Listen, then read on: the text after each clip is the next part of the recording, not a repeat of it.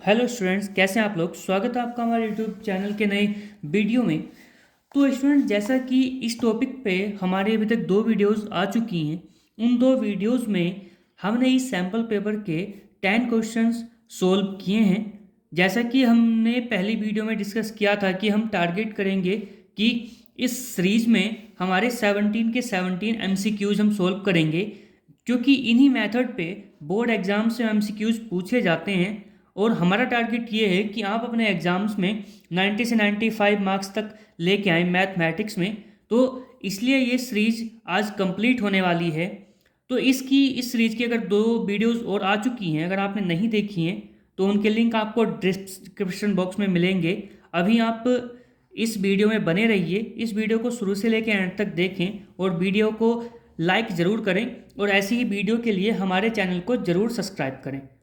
ठीक है, इस वीडियो को शेयर ज़रूर करें, क्योंकि हमारा टारगेट है कि जो सभी स्टूडेंट हैं बोर्ड के 10th बोर्ड के, वो मैथ्स में 90 से 95 मार्क्स तक लेके आएँ। तो स्टूडेंट, चलिए आज का वीडियो हम शुरू करते हैं। तो क्वेश्चन नंबर 10 तक हमारे ऑलरेडी हो चुके हैं। आज हम क्वेश्चन नंबर 11 की बात कर लेते हैं। तो क्वेश्चन नंबर 11 है students, the value of 1065 by cot 25 is. तो ये वैल्यू हमें स्टूडेंट्स फाइंड करनी है। ठीक है, तो स्टूडेंट्स हमारी क्या वैल्यू हमें दी है इन्होंने, 1065 बाय कोट 25। ठीक है स्टूडेंट्स, तो हम इसमें क्या कर सकते हैं कि जो हमारा ये 10 इन्होंने दिया है स्टूडेंट्स, तो हम इस 10 को क्या लिख सकते हैं, 65 को बेसिकली 10 90 माइनस 25 और डिवाइड में कोट 25 हमारा ऑलरेडी दिया गया है। तो स्टूडेंट्स, हमने ये 90 माइनस 25 क्यों किया, क्योंकि जो 65 है, अगर 65 को हम 90 में से माइनस करेंगे तो हमें 25 भी मिलेगा। सेम वैसे ही अगर हम 90 में से 25 को माइनस करेंगे तो हमें 65 भी मिलेगा। इट मीन्स कि हम 65 को 90 माइनस 25 लिख सकते हैं। ठीक है स्टूडेंट्स, तो 10 90 माइनस 25, ये क्या फॉर्म हुई, 10 90 माइनस थीटा। तो इसका मतलब हुआ 10 90 माइनस थीटा क्या होता है स्टूडेंट्स, कोट थीटा। ठीक है, तो कोट हमारा 10 के प्लेस पे तो कोट आ जाएगा और थीटा के प्लेस पे स्टूडेंट्स 25 आ जाएगा। ठीक है, तो हम यहाँ पे 25 लिख लेते हैं, डिवाइडेड बाय कोट 25। तो अब हमारा कोट 25 से कोट 25 कैंसिल हो जाएगा और हमारा आंसर बन आ जाएगा स्टूडेंट्स। ठीक है, तो हमें यहाँ पे जो आंसर फिल करना है, बेसिकली आपको अपनी आंसर शीट में लिखना रहेगा एग्जाम्स में, बट मैं यहाँ पे आपको बता देता हूँ। यहाँ पे हमारा जो आंसर आ रहा है वो 1 आ रहा है स्टूडेंट्स। ठीक है, तो अगर आपसे इस तरह के क्वेश्चन पूछे जाएं तब आपको इस तरीके में वो सोल्व करने रहेंगे स्टूडेंट्स। अब एक नेक्स्ट क्वेश्चन हम देख लेते हैं। In a right triangle A B C, angle C is equals to 90, angle A is equals to 30 and A B की इन्होंने लेंथ दी है 10 सेंटीमीटर। तो then the value of B C will be. तो बेसिकली हमें यहाँ पे B C की वैल्यू फाइंड करनी है स्टूडेंट्स। तो पहले जैसे इन्होंने हमें गाइड किया है इस क्वेश्चन में, वैसे हम अपने ट्राइंगल को फॉर्म कर लेते थे स्टूडेंट। तो ये क्वेश्चन नंबर हमारा 12 रहेगा। तो हमें इसका जो ट्राइंगल बनाना है वो किस तरीके से बनाना है हम देख लेते हैं स्टूडेंट्स। मैंने अभी एक शेप बनाई है ट्राइंगल की। अब क्वेश्चन में हमें बोला गया एंगल सी इज़ 90, तो बेसिकली 90 हमारा एंगल यहाँ पे बन रहा है, तो हमें इस पॉइंट को सी लेना है स्टूडेंट्स। फिर इन्होंने बोला एंगल ए 30। ठीक है, तो हम एंगल ए को यहाँ पे ले सकते हैं, कोई प्रॉब्लम नहीं है। तो एंगल ए हमारा 30, तो ये ए है ये सी है, तो देन हमारा ये जो पॉइंट है ये बी होगा स्टूडेंट्स। ठीक है, अब इन्होंने हमें एक चीज़ और बोली है क्वेश्चन में कि ए बी का जो लेंथ है वो 10 है। तो ए बी का जो लेंथ है बेसिकली वो 10 सेंटीमीटर है, और हमें इन्होंने बोला है बी सी को फाइंड करना है। तो बी सी को हम एक्स लेट कर लेते हैं। ठीक है, तो अब स्टूडेंट्स हमारा ये 30 एंगल है। ठीक है, तो हम यहाँ पे ले लेते हैं स्टूडेंट्स साइन 30। ठीक है, साइन 30 हमने यहाँ पे क्यों लिया स्टूडेंट्स, उसका रीज़न मैं आपको बता देता हूँ। क्योंकि साइन क्या होता है, परपेंडिकुलर अपॉन हाइपोटेन्यूज। ठीक है, तो हाइपोटेन्यूज की वैल्यू हमारे पास है, अगर हम साइन 30 की वैल्यू लेते हैं तो हमें यहाँ से परपेंडिकुलर की वैल्यू भी फाइंड हो जाएगी और हमारा जो एक्स है इट मीन्स वही फाइंड हो जाएगा। तो साइन 30 के इजिकल्स टू में हम लिखेंगे x upon 10 perpendicular upon hypotenuse. अब साइन 30 की जो वैल्यू है स्टूडेंट्स होती है 1/2 equals to x by 10। Cross multiply कर लेते हैं स्टूडेंट्स, तो 10 1 जा 10 इजिकल्स टू 2x की मल्टीप्लाई, ये हो गई 2x। ठीक है, 2 से 10 डिवाइड होगा 5 टाइम, तो x इजिकल्स टू हमारा 5 सेंटीमीटर। तो हम अपना ऑप्शन में देख लेते हैं कि हमारा ये आंसर सही है क्या।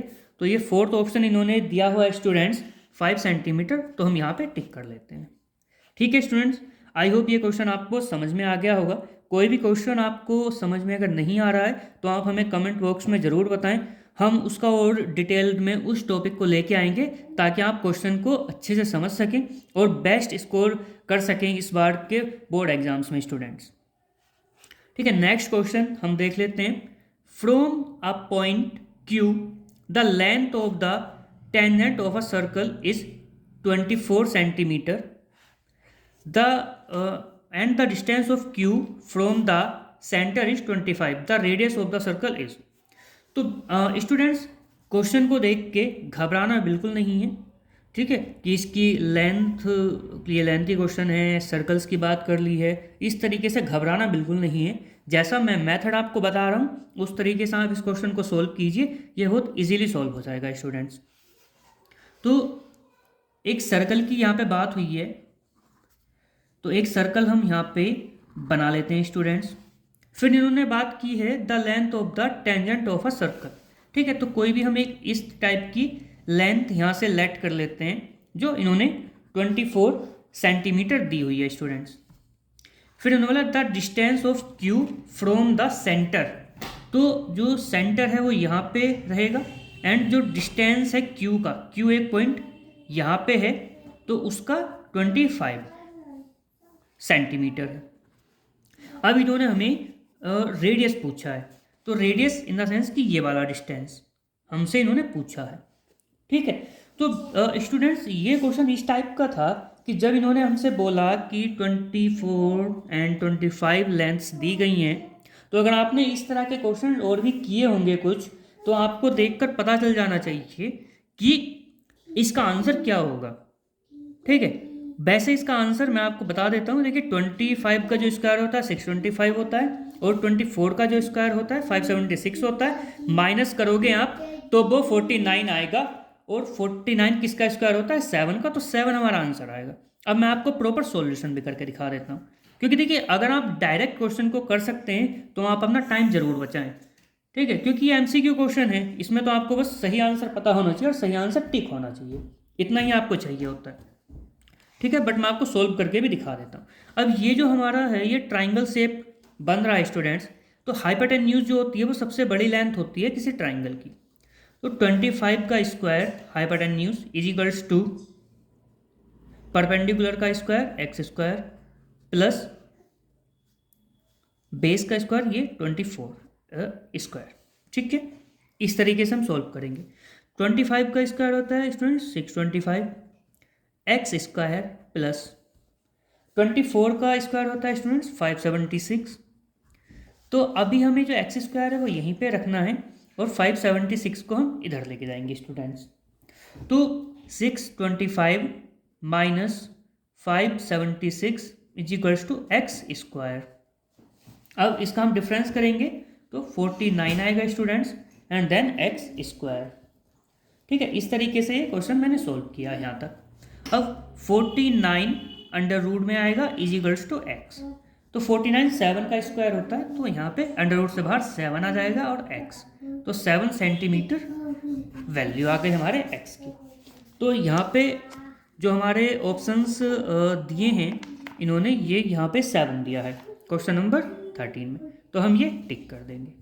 ठीक है, नेक्स्ट 14 क्वेश्चन इन्होंने पूछा है a tangent of a circle intersect it in 1 point. तो ये देखो जैसे टेंजेंट है तो एक पॉइंट पे ही इसको इंटरसेक्ट करता है, तो यहाँ पे 1 आ जाएगा, ONE 1। ठीक है, तो इसमें हमें कोई सॉल्यूशन करने की नीड नहीं है, बस आपको ये याद रखना है स्टूडेंट्स।